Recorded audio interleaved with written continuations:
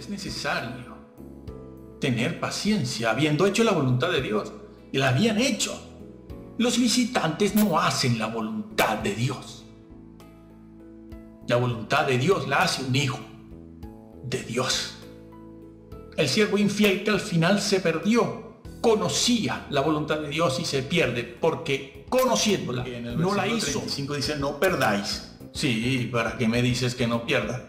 ¿Tú qué te crees? ¿Que yo estoy qué? Pues sí. No me creo nada. Veo que puedes perder porque te veo fluctuar, es la otra palabra que vimos antes. Veo que fluctúa tu doctrina y tu confianza. No, ya sé que crees, pero tu confianza no es la misma. Ya sé que crees, pero tu doctrina te puede perder. Sí. La doctrina sí salva. Ten cuidado de ti mismo y de la doctrina.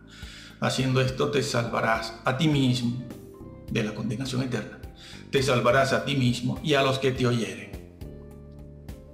No perdáis pues vuestra confianza. ¿Se dan cuenta? La palabra confianza otra vez aquí. No les dice fe. Ahora está hablándole a los hebreos contemporáneos de esos días, cuando fuiste iluminado, porque eran creyentes. Sostuvisteis gran combate de padecimientos. Estos no son visitantes. Estos que están combatiendo y que van a experimentar todo este tipo de sufrimiento y tribulación no son visitantes.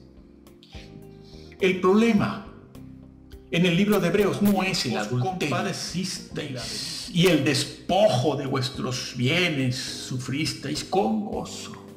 Sí, eso lo hacen los visitantes. Sufrir cárcel por Cristo, ser despojado, ultrajado.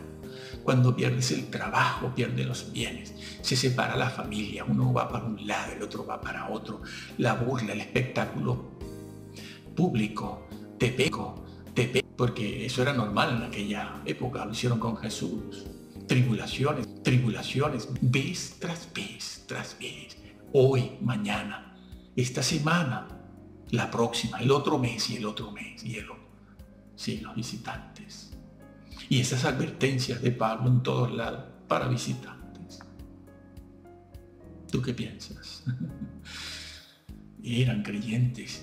Y algo que no hace un visitante es sufrirlo, como dice aquí el libro, con gozo. Siempre el Señor y los apóstoles daban un imperativo. Súfrelo con gozo. Alegría no, ya sabemos que no eres feliz, pero el gozo sí. Bien. Cuando uno enseña esto en la Biblia, en el templo, lo he visto por décadas, como decía antes, saltan del asiento y se preguntan, lo primero que hace el creyente es preguntar, ¿seré salvo? Y le digo, ¿qué estarás haciendo? ¿Qué habrás hecho para que te entre la duda? Claro. Y eso no lo van a enseñar ahora. Y en YouTube menos, todavía no.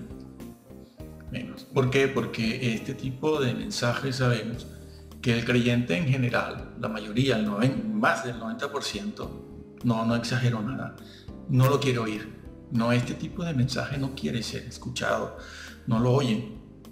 Si predicamos el mensaje contrario, de que muerta María, viva la Pepa, eso lo oye todo el mundo, porque claro, eso agrada, eso no es difícil de escuchar, ¿no? Nadie tropieza en esa palabra, pero en esta que estamos viendo aquí sí hay tropiezos, mayoritarios, también en virtud de la verdad hay que decirlo, ¿no? Que esto estaba profetizado, que sería así, ¿no? Para el final de los tiempos. Y entonces viene este versículo, que hay quienes dicen que es controversial, polémico. Sí. Los polémicos y controversiales somos nosotros, cuando no queremos hacer la exégesis correcta y aceptarla, porque tenemos ciertos intereses personales, ciertos criterios y conceptos. Y entonces, en ese versículo se dice, porque es imposible que los que una vez fueron iluminados y gustaron del don celestial. Pero vamos a ver. Lo más común es que se diga que estas personas son visitantes. ¿Desde cuándo los visitantes son iluminados por el Espíritu Santo de tal manera que pueden gustar del don celestial. Pero bueno, ¿qué estamos haciendo? La palabra don en toda la Biblia, sobre todo como se usa aquí, esa palabra don, siempre se usa para hablar de la fe que salva. Si ellos gustaron de ese don que se refiere a la fe y a la salvación, es porque estos que cayeron eran salvos, gustaron del don, de la fe, de la salvación. Ese es el concepto del vocablo don en toda la Biblia y de manera especial en el Nuevo Testamento. No pueden cambiarle el significado a la palabra don. Y tan es así que la palabra don aquí es calificada por el vocablo celestial, el don que viene de arriba, lo que es gratuito, lo gustaron. No lo puede gustar un visitante si no lo tiene. Gustaron porque lo experimentaron. Está diciendo que experimentaron la salvación por fe. ¿Por qué? Porque fueron iluminados. Solo un creyente convertido es iluminado y experimenta la fe. Que dicho sea de paso, la adoración en la Biblia, ¿saben qué significa, no? Conciencia reflexiva. Bueno, sigo. Y fueron hechos. Solo un creyente es hecho partícipe del Espíritu Santo. Solo un creyente convertido puede participar de el Espíritu Santo. Pero ¿cómo no pueden verlo aquí? Porque están prejuiciados por conceptos anteriores y por doctrinas denominacionales. Y leen la Biblia ya con una mentalidad prejuiciada. Entonces no pueden hacer exégesis libremente. No. Eso es lo que está hecho. Yo te aconsejo que busques la palabra don en una concordancia. Sea la palabra carisma, en griego carisma, o mejor, la que se usa aquí, doreo o dorema, si lo recuerdo bien, en griego. Búscala. A ver a qué se refiere, cómo se usa, cuál es el concepto, la semántica de ese vocablo. ¿Para qué se usa? Se usa para hablar de la salvación. Siempre. Bien, ¿a qué se refiere Pablo aquí? Con esta expresión, renovados para el arrepentimiento. Se refiere al arrepentimiento que experimentaste cuando te convertiste, cuando escuchaste por primera vez el Evangelio. Lo escuchaste y experimentaste el arrepentimiento. La palabra arrepentimiento aquí no se refiere al arrepentimiento cotidiano que nosotros podemos experimentar cuando, por ejemplo, decimos alguna mentira o nos enojamos con algún hermano de mala manera, en forma inapropiada, o cuando ofendemos a alguien con o sin razón y luego nos arrepentimos de estas cosas y de otras, ¿no?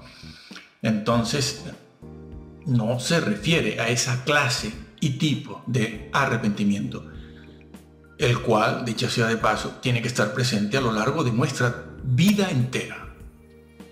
La palabra arrepentimiento, si la estudiamos en el original, es una palabra, si escogemos la apropiada, que hace referencia a un estado del ser, es decir, una persona que tiene una actitud de arrepentimiento permanente. Ya sé que los creyentes esto no lo entienden, pero es una actitud, es un estado del ser, una persona que vive, para hacer una analogía con otro vocablo, temerosa, por ejemplo, ¿no? Es más fácil entenderlo con el vocablo temor. Es una persona que vive atemorizada. Bueno, pues con el arrepentimiento pasa lo mismo. Pero ser renovados para el arrepentimiento es una referencia a aquel arrepentimiento que un creyente experimentó la primera vez cuando se convirtió, cuando salió de las tinieblas y llegó a la luz, cuando dejó el pecado y la antigua vida y recibió de Jesús la salvación y una nueva vida.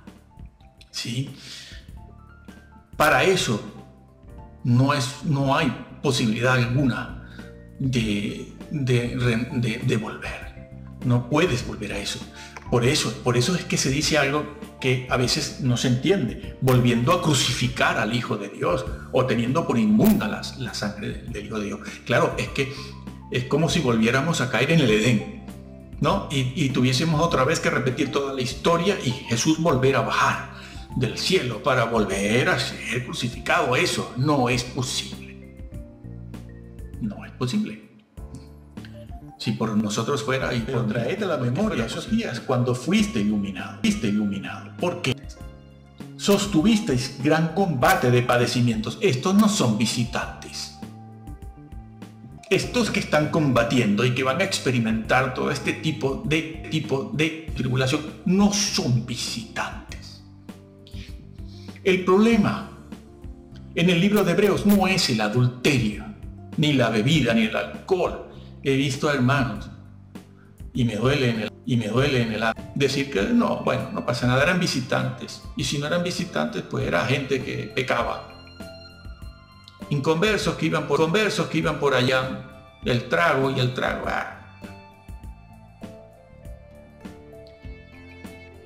Fíjense.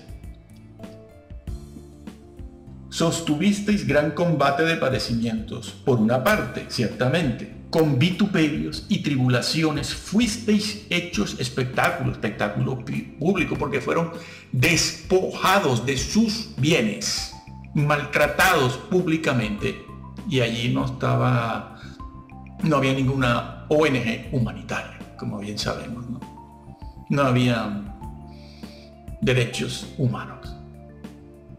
Y por otra parte, llegasteis a ser compañeros de los que estaban en una situación semejante,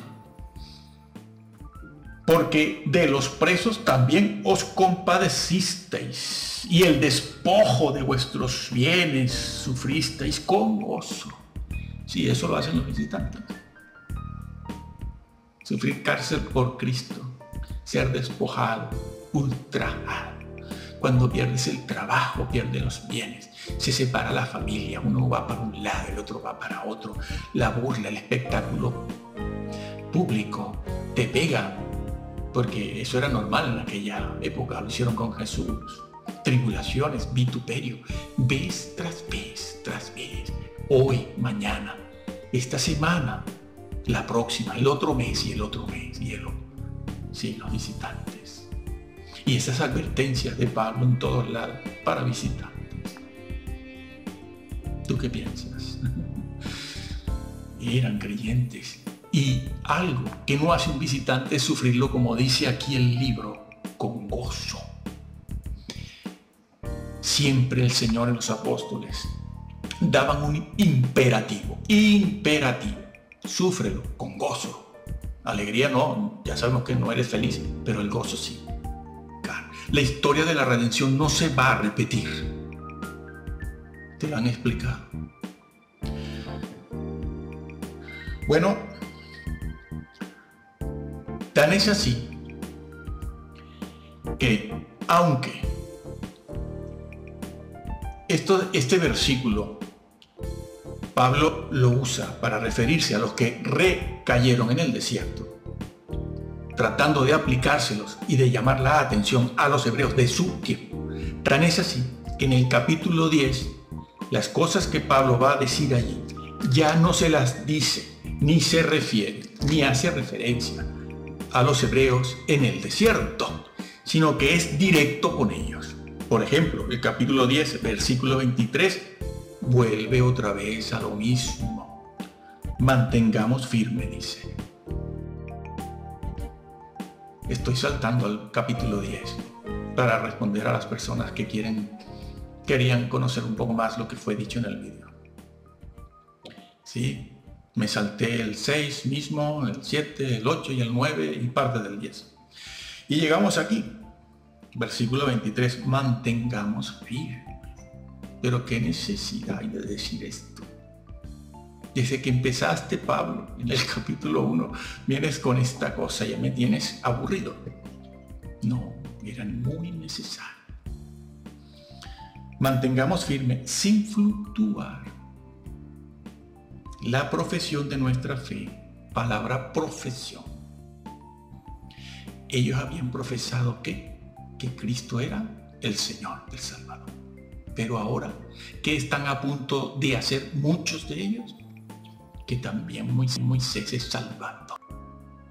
Bueno, ponerlo al lado de Jesús, porque así estamos más completos. Uno complementa al otro. Mantengamos sin fluctuar, porque ellos fluctuaban. La fe, la confianza y la doctrina les fluctuaba. Está pasando lo mismo, peor hoy en día, Porque fiel es el que prometió. ¿Qué necesidad hay de recordar esto? Prometió. ¿Qué prometió? Una promesa. ¿Cuál es la promesa en la Biblia para un creyente? Me prometió ser rico. Me prometió ser famoso. Me prometió ser un genio. Me prometió darme 5 títulos universitarios. Nada de eso está en la Biblia. Nada. Mírala como la mires. La palabra promesa, como las otras que hemos visto, siempre hace una referencia a la vida eterna. Cuando una persona se convierte, lo que se le dice o se le debe decir es que Jesús le ha prometido vida eterna. Él mismo lo dijo.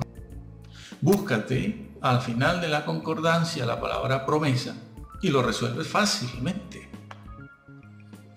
La promesa de vida eterna. Está diciéndoles Pablo, Dios es fiel para cumplir su promesa. La promesa de vida eterna. Él es fiel. No tienen que recurrir a otra cosa. Ni a Moisés, ni al Antiguo Testamento, ni a la circuncisión. Jesús solo, y solo Jesús.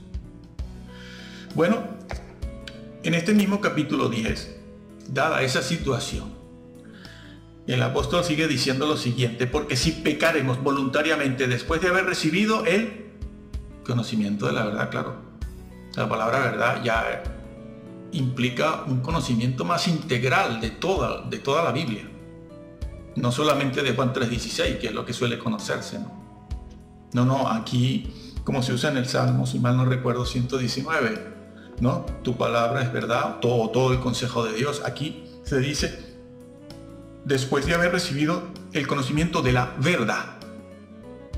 Bueno, Jesús es la verdad. Ya no queda más sacrificio, lo vuelve a decir, pero esta vez se los repite a ellos de manera directa, sin referencia ninguna al Antiguo Testamento, ni a los hebreos allí que cayeron. Ya no queda más sacrificio por los pecados, sino una horrenda expectación de juicio y de hervor de fuego que ha de devorar a los adversarios. Los adversarios son otros, no ellos. Y aquí el versículo 29.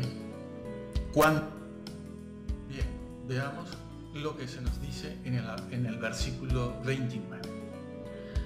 Dice: ¿cuánto mayor castigo pensáis que merecerá el que pisoteare al Hijo de Dios y tuviere por inmunda la sangre del pacto en la cual fue santificado? Santificado. Solo un creyente es santificado cuando se convierte. Y cuando se convierte es santificado.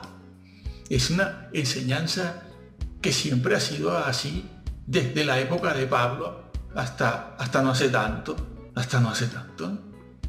Esa expresión, ser santificado, solo aparece en la Biblia para hablar de creyentes convertidos.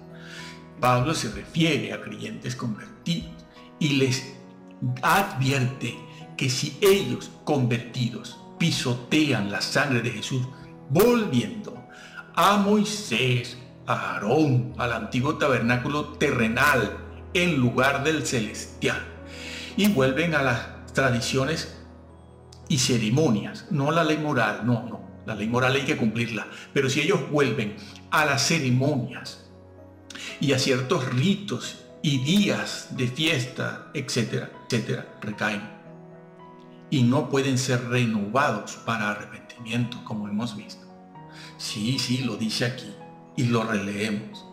Dice, ¿cuánto mayor castigo pensáis que merecerá el que pisoteare al Hijo de Dios y tuviere por inmunda la sangre del pacto en la cual fue santificado? Porque era un creyente convertido, se convirtió. Y la sangre de Cristo lo limpió, lo lavó, como Jesús mismo lo enseñó. Pues conocemos al que dijo, mía es la venganza, yo daré el pago, dice el Señor. Y otra vez el Señor juzgará a los ateos. ¿A los curas? No. A los ateos tampoco. A los agnósticos tampoco. A su pueblo. ¿Y por qué dice su pueblo aquí? Si yo soy convertido. Pablo, pero si esos hebreos están convertidos. Todos. ¿Cómo que los va a juzgar? Sí, los va a juzgar. De hinduismo oriental, pilates y yoga y este tipo de cosas, ¿no? Bueno, horrenda cosa es caer en manos del Dios vivo. Y fíjense que a partir del versículo 32 ya se nos va a revelar y a desvelar un poco más el problema.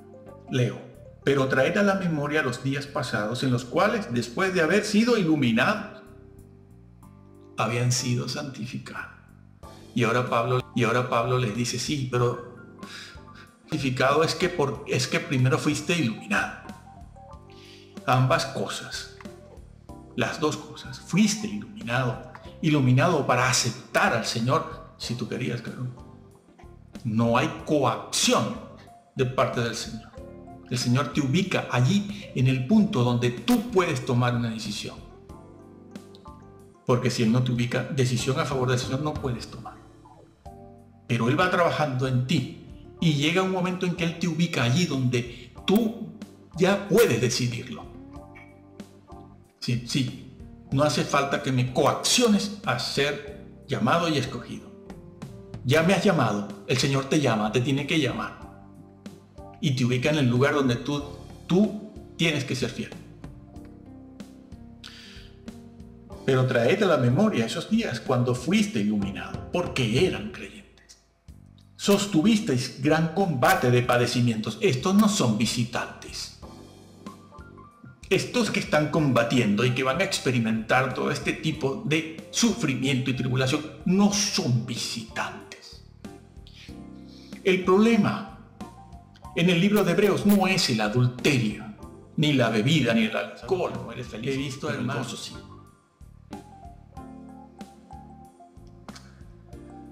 Bien. Eso es lo que está dicho aquí a ellos. Lo cual prueba. Lo dice.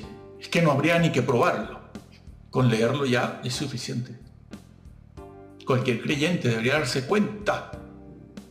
Pero para eso ya sabemos que te salvarás a ti mismo y a los que te oyeren. No perdáis pues vuestra confianza. ¿Se dan cuenta, no? La palabra confianza otra vez aquí. No les dice fe. Ahora está hablándole a los hebreos contemporáneos del mismo apóstol Pablo.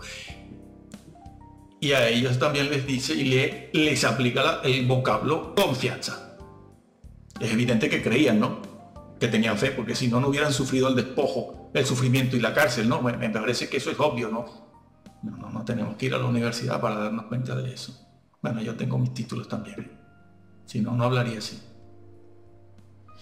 Bueno, porque no perdáis pues vuestra confianza, que tiene grande galardón. Claro, al llegar aquí dicen, ves, galardón, esos son los premios. Sí.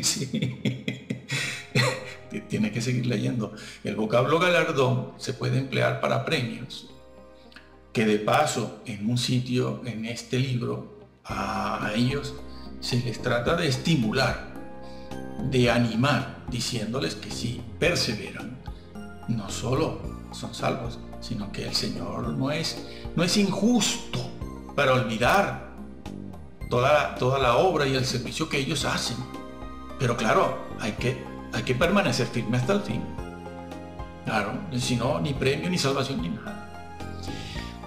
Y aquí la palabra galardón no se usa para premios, sino que se usa para hablar precisamente de alcanzar la salvación, de llegar al reino. Es que está dicho, no me lo estoy inventando, lo leemos. Dice, no perdáis pues vuestra confianza, que tiene grande galardón, porque os es necesaria la paciencia, para que habiendo hecho la voluntad de Dios, obtengáis los premios. Antes vimos la palabra promesa también, ¿no? Y ya dijimos que la palabra promesa siempre es una referencia a la salvación misma. Y Pablo les anima a eso. No pierdan la confianza para que alcances la promesa de vida eterna, Dios mío. No debería ser tan difícil aceptarlo. ¿Cuántos están tropezando en esto? Bueno, estaba profetizado, nosotros no pretendemos cambiar el mundo, ¿no? Decir la verdad, el juicio es del Señor. Nosotros tenemos ya nuestro trabajo para conservarnos dentro de la normativa bíblica. Ya padecemos. Fíjense, os es necesaria la paciencia. ¿Por qué? Porque estaban cansados también de tanta persecución. No cualquiera sufre esto y permanece, ¿eh? En estos momentos hay gente en iglesias que por mucho menos que esto ya dicen, me extravío. Ah, bueno, extravíate tú solo, ¿verdad? Me descarrío, dicen. Sí, ay, no me asustes. Entonces, Pablo les dice, tengan paciencia. Os es necesario tener paciencia, habiendo hecho la voluntad de Dios. Y la habían hecho. Los visitantes no hacen la voluntad de Dios. La voluntad de Dios la hace un hijo de Dios. El siervo infiel que al final se perdió, conocía la voluntad de Dios y se pierde porque conociéndola no la hizo. Sí, el siervo infiel no la hizo. Y el Señor dice que lo echó con los hipócritas en el fuego de afuera. Todos estamos expuestos a eso, yo también. Esto me acusa a mí. Yo soy el primero. Y eso cuesta. Entonces, ellos pensaban en volver a Moisés. Quizás lo que nos hace falta para obtener la bendición de Dios y no ser perseguidos más, sería volver a Moisés y tener a Jesús y a Moisés juntos. Quizás así, pues el Señor nos bendice más y nos protege y nos libra de todas estas persecuciones y murmuraciones que estamos teniendo. Es que no se puede vivir así. Fue dicho para nosotros. Y si retrocediere, ¿por qué hablas de retroceder? Aquí eso no va con nosotros. No, sí que va. Lo dice porque va. Pablo no está gastando tinta inútilmente. Pablo lo dice porque los ama. Los ama. Son hebreos y ya sabemos cómo era Pablo como hebreo. Y amaba a los suyos entrañablemente.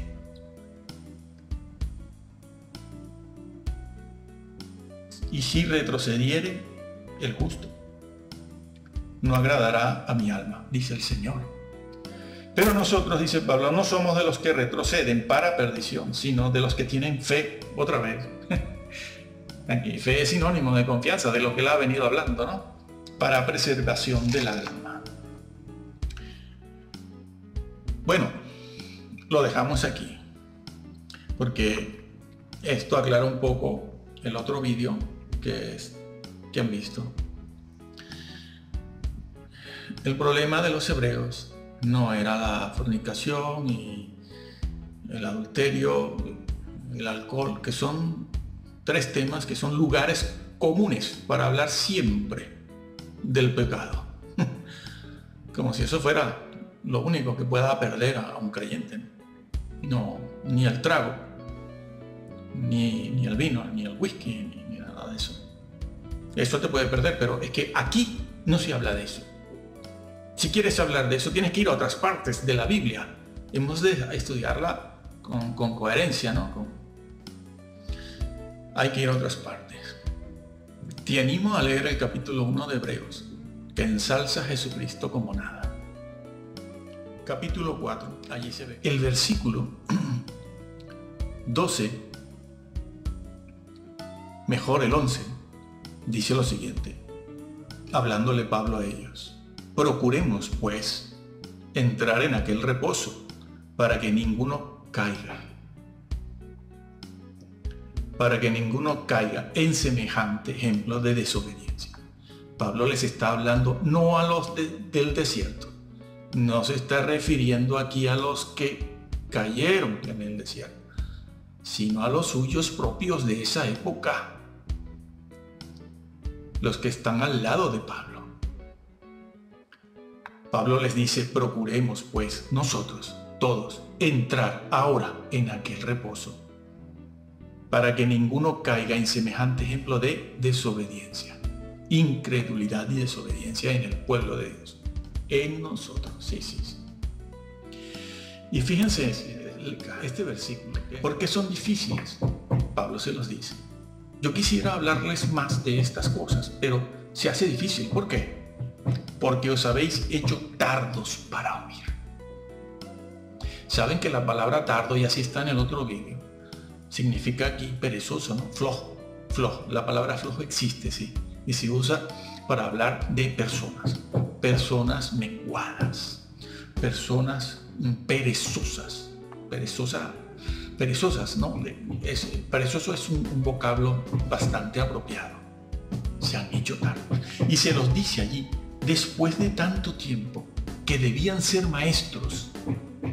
Estas eran personas que mínimo tendrían allí 10, 15 años asistiendo. 10, 15 años. Pablo les dice allí en el versículo 11 y 12, debiendo ser maestros ya, sois perezosos. Hay otros vocablos que no quiero usar, porque suenan muy ofensivos. Perezosos. Basta con que diga menguado. Una persona menguada. Perezoso. Bien oscuro es la palabra que no quería decir, pero no oscuro de piel, sino de espíritu. Una persona oscura, baja, es la idea en el hebreo. Una persona de baja categoría. Eso es lo que dice Pablo, no me lo invento yo. Yo nunca hubiese dicho eso a un semejante. No fui criado así ni educado así. No lo hubiese dicho, pero lo aprendí nada menos que de Dios mismo. Porque eso es lo que Dios dice. Así es como Él ve a algunos hombres. Pablo les dice a ellos, a aquellos hebreos que se reunían con Él en ese momento y a los que Él escribió, os habéis hecho tardos para oír, para aprender, para saber, para luchar. Bueno, y Pablo les dice que ellos tienen la necesidad de volver a los rudimentos de la doctrina cristiana, los fundamentos. Y ya empezamos a acercarnos a la parte más conflictiva. No que lo sea, sino que los creyentes lo han hecho conflictivo, porque, claro, el problema no es que Pablo tiene cosas difíciles de explicar, sino cosas normales. Lo que pasa que lo hace difícil es la falta de preparación del oyente. Es la falta de preparación de la persona que está escuchando, que tiene un nivel muy bajo. No está a la altura de Dios mismo, ni siquiera del Evangelio. Y entonces no se le puede hablar. He notado durante décadas que como usted en una iglesia diga ciertas cosas normalitas, enseguida la gente al final del culto se levanta a preguntarle al pastor, ¿seré salvo, pastor? ¿Seré salvo? Y algún pastor dice, bueno, ¿y yo cómo lo sé, señora? Usted sabrá cómo lleva su vida, cuántas horas de novela y de viajes y de fiestas hace usted. Usted sabrá. Ay, a mí me parece ahora que no soy salva. No se parecen en nada a aquellos creyentes cristianos que echaban a los leones. Imagínate, estos sentados en la iglesia, tranquilitos, cobrando una pensión o con un buen y gran sueldo. Que como les diga que la salvación pues hay que cuidarla, nada más que con decir eso, ya saltan de los asientos a preguntarle al pastor si el pastor cree que ella es salva o él es salvo. Es gracioso, ¿no? Da risa. A mí por lo menos. Bien. Sigue hablando Pablo. Y Pablo les dice que son totalmente inmaduros. Sí, no tienen la madurez necesaria para discernir entre el bien y el mal, entre lo verdadero y lo falso. No tienen ese discernimiento. Y eran personas de muchísimos años en el Evangelio. De muchísimos años, sí. Quien evalúa una situación tiene que hacer comparaciones. Dice aquí el versículo: de tanto mayor gloria que Moisés es estimado digno este. Jesús es mayor que Moisés. La comparación hay que hacerla, de lo contrario no se puede evaluar. Y si no se puede evaluar, tampoco se puede emitir un juicio. Eso de que no debemos juzgar, no es cierto. Han entendido mal eso. Claro que los creyentes podemos juzgar. Lo que pasa es que muchos no quieren que se les señalen su ineptitud, su torpeza y su pecado. Por eso desde los púlpitos ya no se predica mucho sobre el pecado. Cuando se predica del pecado, se hace con una sonrisa para no enojar a nadie, para no molestar a nadie. Eso se ve ahora.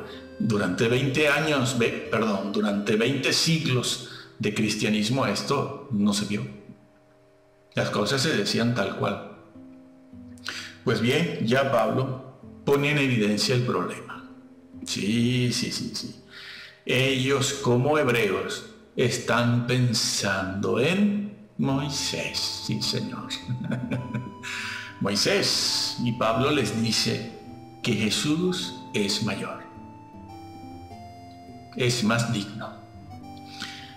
Cuanto tiene mayor honra que la casa el que la hizo.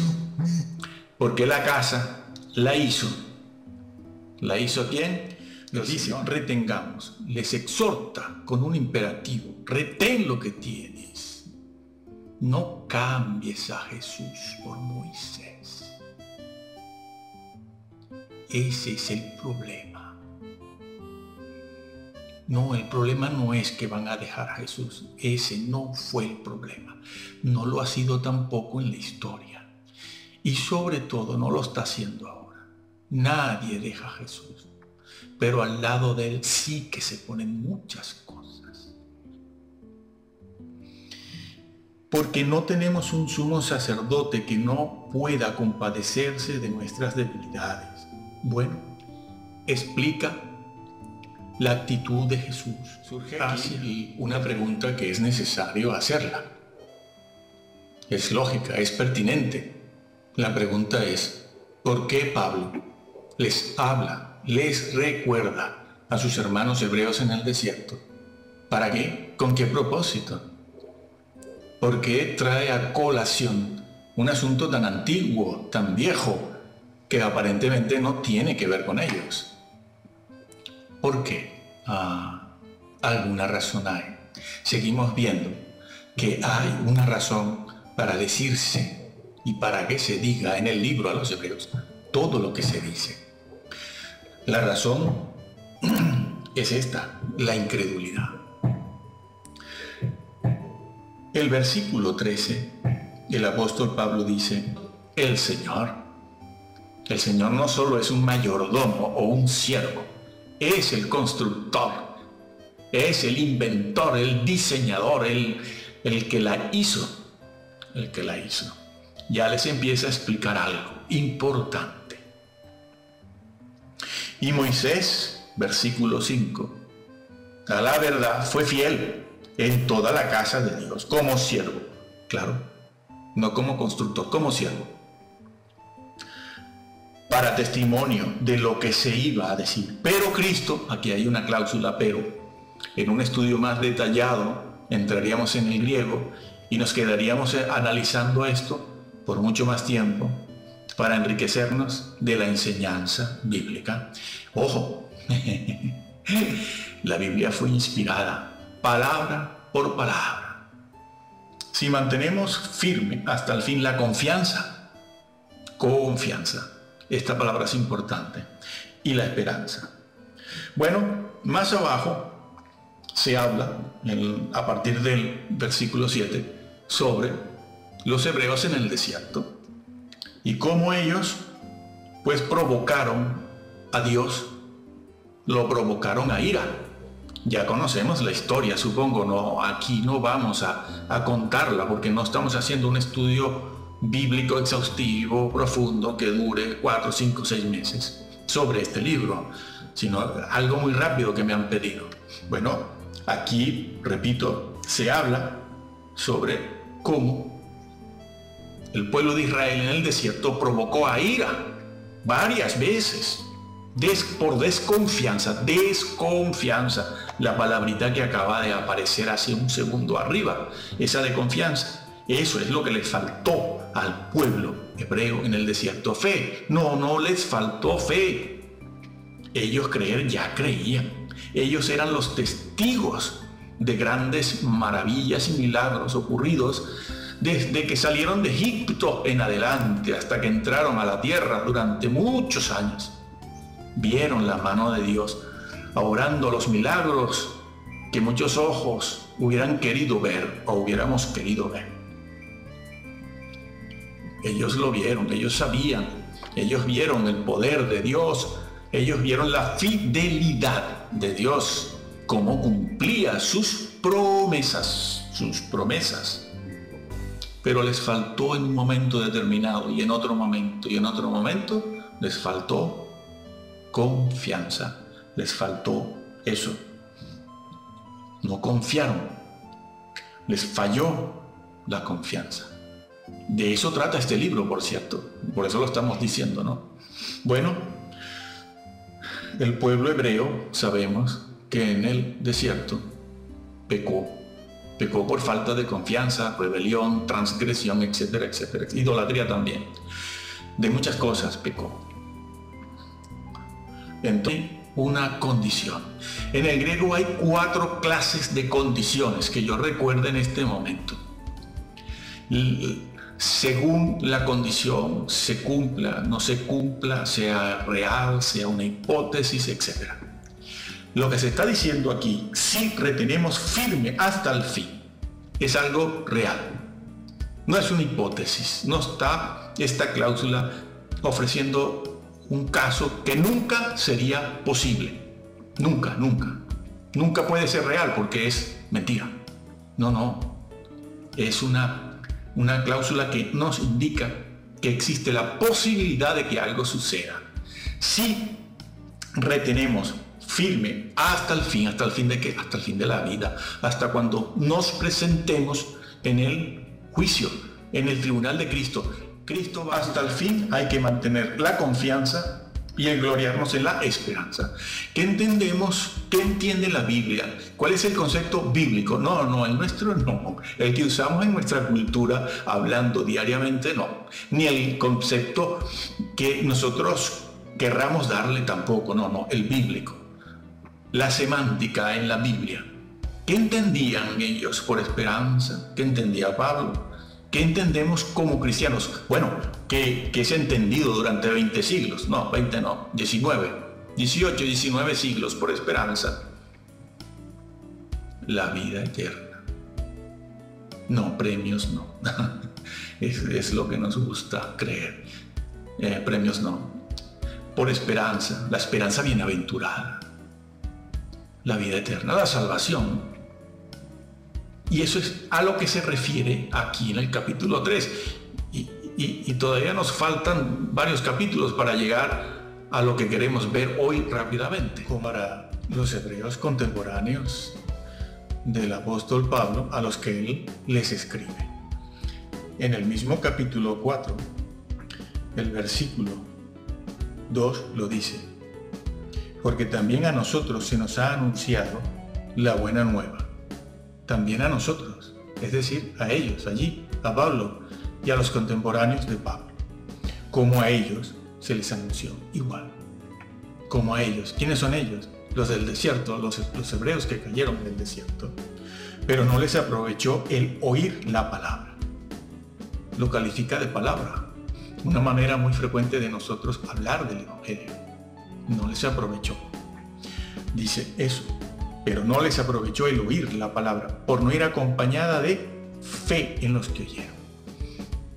Es decir, una fe que confía en esa palabra.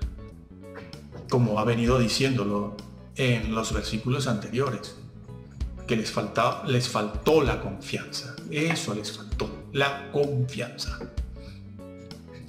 Es más, en ese mismo capítulo 4, el versículo 6, dice, y aquellos a quienes primero se les anunció la buena nueva. Lo vuelve a decir, aquellos en el desierto se les habló de la buena nueva. Ellos entendieron bien lo que era la palabra de Dios y no entraron por causa de desobediencia. Desobediencia. Bien, Pablo aquí le habla a los hebreos de su tiempo. Les está amonestando, los está exhortando y lo está haciendo recordándoles la caída de su propio pueblo en el desierto hace siglos atrás. ¿Por qué Pablo hace esto? ¿Por qué les habla de la desobediencia en el desierto? ¿Por qué?